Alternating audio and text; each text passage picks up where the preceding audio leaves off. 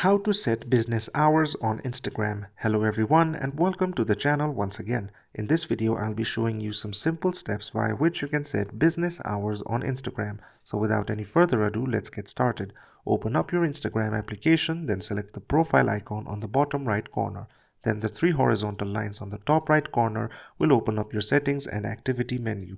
After that, you need to search for Pro account because you need to turn your account into professional mode in order to do this. So press continue and then you can select what kind of activity describes you the best. After you do so, press done, and once you reach this page, simply select the business option, press next once more, then you can skip this part. After that, your professional account will have be set. However, this much is enough, so after that, go to the search bar again and search for business tools and controls. Then there you'll find an option called frequently asked questions. You can see it's turned off right now. However, you can turn it on. You can add in the question like what are your hours and then the automated response such as we're open from this time to this time.